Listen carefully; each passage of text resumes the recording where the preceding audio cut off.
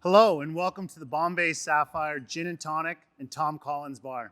Today I'm going to show you how to guide your guests through making completely unique Bombay Sapphire Gin and Tonics and Tom Collins. What I love about this particular setup is that if you do it right, every single guest at your event can have a completely different cocktail.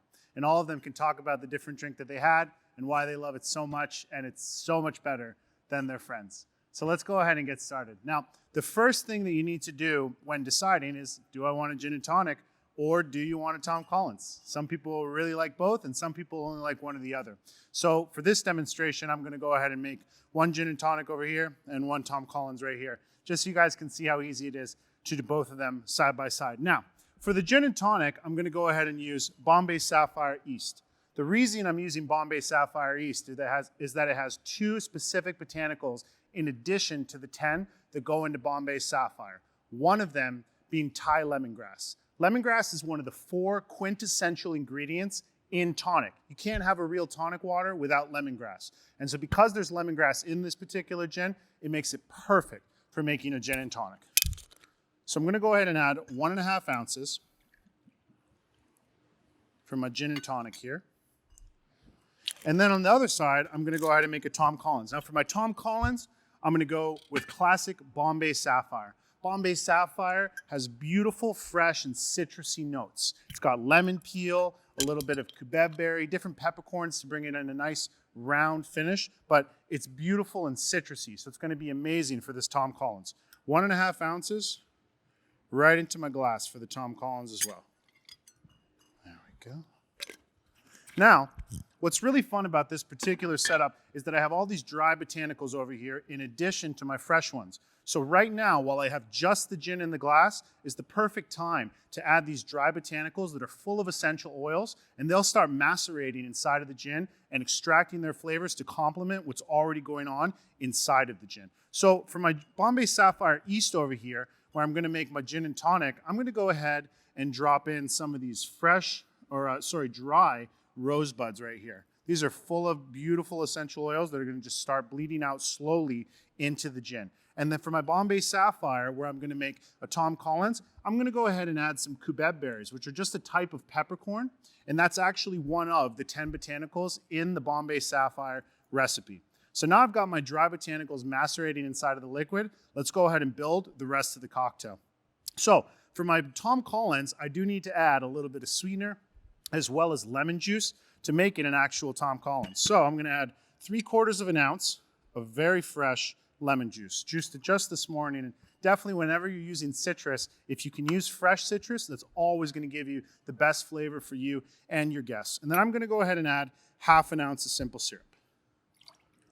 On my gin and tonic side, I'm going to go ahead and add some fresh lime juice, but no simple syrup. The reason being is that I'm going to add soda water to my Tom Collins, which has no sweetener in it. But the tonic water that I will be adding to my gin and tonic does have sugar inside of it. So because of that, I don't need to add any simple syrup. We all have friends who said, I don't want a sweet cocktail. Well, if the tonic already has sweetener, there's definitely no reason to add any additional sugar into that drink. So 1/2 ounce of fresh lime juice into my gin and tonic just to make it extra refreshing. Now I'm ready to add ice into my glass. First my gin and tonic here, and lots of ice. Whenever I have friends that are throwing parties at their house or having cocktails and they say, hey Chris, what do I need to do to have the best cocktails at home? I say the main thing you need to do is go buy a bag of ice.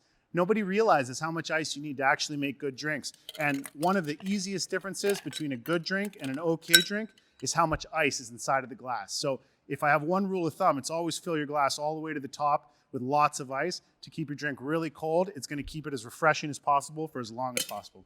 So now I've got my Bombay Sapphire East here with the rosebuds that have macerated, a little bit of lime juice and ice, and my Bombay Sapphire over here with cubeb berries, a little bit of simple syrup, and lime juice. Let's give it just a gentle stir just to get the ice going, to get all of the liquid mixed in. And now we can top with our carbonated beverages. Now, I'm using Fever Tree today because I love Fever Tree mixers. They're an incredibly high quality, pairs perfectly with my super amazing Bombay Sapphire over here. So if I'm gonna make a good cocktail, I like to use a good mixer.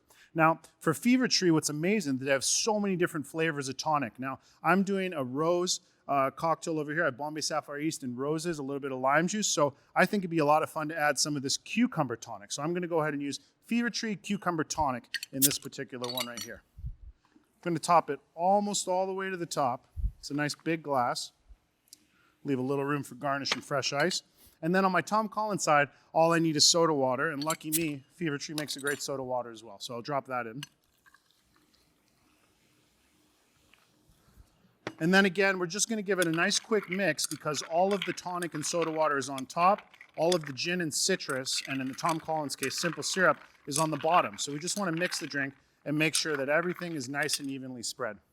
And now, for my cucumber tonic over here, well, I can't think of anything better to garnish my cocktail with than some fresh cucumbers. So I'm gonna go ahead and slide in some slices of fresh cucumber. And then over here on the Tom Collins side, I have those cubeb berries. So why don't we add some nice fresh berries? I've got some raspberries here, as well as some fresh blueberries. And then to finish it off, some fresh herbs. So on this side with the roses and the cucumber, I'm gonna go ahead and add some fresh mint. Just like that. And then on this side, for the Tom Collins with my cubeb berries and my actual fresh berries, I'm gonna go ahead and add some fresh thyme to the mix. That's gonna add some beautiful, smoky, kind of herby flavors. Just like that. And just like that, I was able to make two completely unique cocktails. And what's great about it is the next two people that get to come to my bar after this, I'll make them two completely different cocktails using different dry botanicals, different fresh garnishes, or different tonic waters, or the soda water, different gin options. So there's so many different ways to customize your cocktails with this particular setup. That's why I love it so much. And that's why Bombay Sapphire, having Bombay Sapphire and Bombay Sapphire East, is so perfect for making gin and tonics and Tom Collins. Thanks so much for joining me.